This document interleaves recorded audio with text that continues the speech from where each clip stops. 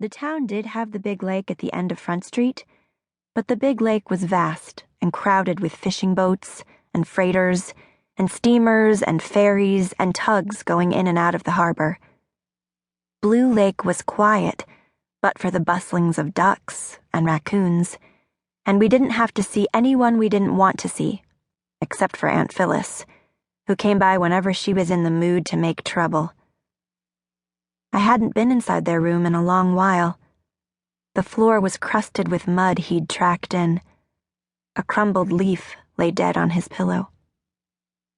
My mother would have taken one look at the mildew on the windowsills from the rain leaking in, and all his things strewn across the filthy floor, and she'd have turned around and left again, without a word to anyone. Anyhow, she wouldn't be returning, I told myself. She had a new man, no doubt, who liked to dance and owned a big house that she didn't have to clean because he had a fleet of maids to do it. She wouldn't ever tell him that she herself had been one. Maybe that's why she hadn't taken me, so I wouldn't spill the truth by mistake. My brother was too little to know things that he shouldn't say. Kicking a boot aside, I went over to the trunk by the window, where she'd always kept her scraps and remnants to make over. The trunk was the little one she'd had when she ran away from school and met my father, who swept her off her feet because he was so handsome and so funny and so serious with his wide green eyes with the dark eyelashes, the exact same as my brother's. Soon after she met him, she put everything she had in that trunk and came to live by Pigeon Harbor, the town she wound up hating, with a man who left her there all winter.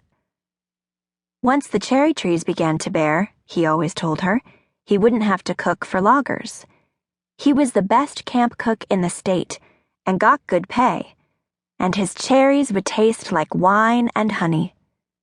But so far there weren't any. She was always mad when he left, but when they were together, she was mad at him anyway for things he did or didn't do. It was peaceful without their snipings, but without my brother's prattle it was too quiet. I missed him all the time, even with all the work he made, the little brother I called Fry, Little Fish. His name was Francis, really. I couldn't imagine he was happy a minute without me. When I thought of him calling out, "Tister!" in the night, my insides knotted up. He couldn't say sister. I yanked on the latches of the trunk. One came open, but the other latch was twisted and bent and hurt my hand. I heard my father come in from outside. I made a quick retreat, closing the door to the bedroom softly so he wouldn't hear, and went into the kitchen. "Glue for supper?" He prodded the potatoes with the tip of a knife. "You have to keep an eye on the stove, Violet. I keep telling you." He yanked the pot from the stove. "It's too damn hot for cooking anyway." He drained the water off, sent me to the ice house for milk and butter, and to the garden for corn, which he cut from the cob and added in. "Potage," he pronounced it, pretending it was fancy. We ate it on the back porch.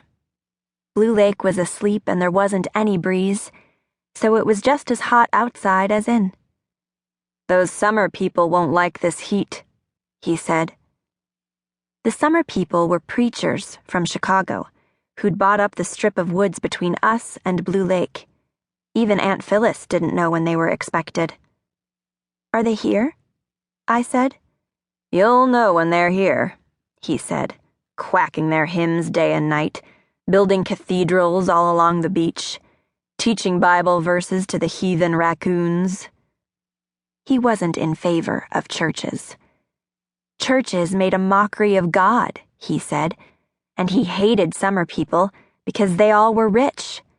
He hated Chicago and St. Louis and Cincinnati and anywhere that had factories that made the working man a piece of a machine and not a man. And he hated the big new hotel in Pigeon Harbor, where the owners of the factories came to get away from the blazing city summers that the workers had to sweat through. Sleep didn't come easily then.